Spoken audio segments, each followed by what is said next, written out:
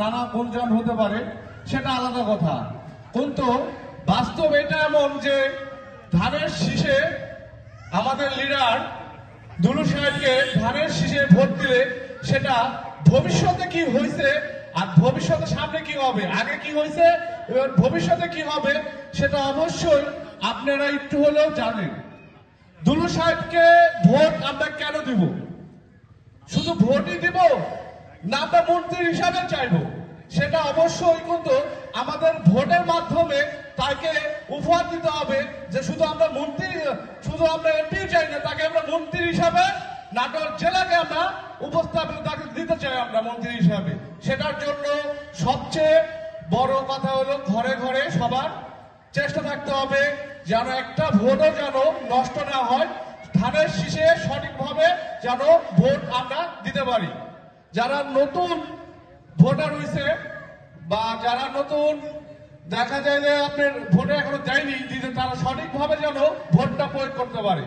আর অনেকে অনেকভাবে দেখা যায় যে ডানপন্থী বামপন্থী অনেকে অনেক কথাই বলে, আসলে বলবে এটা স্বাভাবিক কথা, কিন্তু যে লিডার বা যে নেতাকে দিলে আমাদের উন্নয়ন হবে, আমাদের হলো কাজ হবে, আমাদের সমাজের সবকিছু শৃঙ্খলা নিয়ন্ত্রণ আসবে, যাকে আমরা চাই যে মন্ত্রী হিসাবে তাকে অবশ্যই বিপুল ভোটে আমরা তাকে জয়যুক্ত করে উপহার দিতে চাই।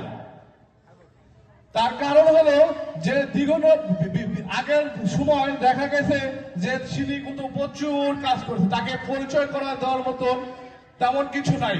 তারপরেও উঠান বৈঠকে পরিচয় করা বা আপনার কাছে বলা এটাই কারণ যে আমরা ভুল না করি, দ্বিধাদ্বন্দ্ব না থাকি, অবশ্যই ধানের শীষে মার্কা দুলু সাহেবকে আমাদের লিডারকে বেশি বেশি ভোট দিয়ে প্রত্যেকটা ঘর থেকে প্রত্যেকটা জন যারা ভোটার রয়েছেন একটা ভোট যেন নষ্ট না হয়। প্রত্যেকটা ভোট কিন্তু গুরুত্বপূর্ণ, প্রত্যেকটা ভোট গুরুত্বপূর্ণ। আমরা প্রত্যেকটা ফ্যামিলি থেকে যারা ভোটার তারা প্রত্যেকটা ধানের শীষে ভোট দিয়ে জয়যুক্ত করে আমাদের লিডার দুলু সাহেবকে আমরা মন্ত্রী হিসাবে দেখতে চাই। সেটা আপনাদের চেষ্টা, আপনাদের স্বপ্ন থেকেই করতে হবে। কেউ দ্বিধাদ্বন্দ্ব বা কোনো ডান বাম দ্বন্দ্বে মানে ফাঁদে না পা দিয়ে, ঠিক আছে, কোনো ফ্যাসিস্ট আওয়ামী লীগের যারা দোসররা আছে, যারা ভুল পথে বা তারা হলো শৃঙ্খলা বজায় রেখে মানে কোনো ক্লিক পাস করে যেন একটা ভোটও যেন আমাদের নাটোর জেলা থেকে যেন নষ্ট না হয়, সেদিকে সবচেয়ে বড় কথা হলো প্রত্যেকটা ফ্যামিলি থেকে অবশ্যই যেন ধানের শীষে মার্কায় যেন ভোট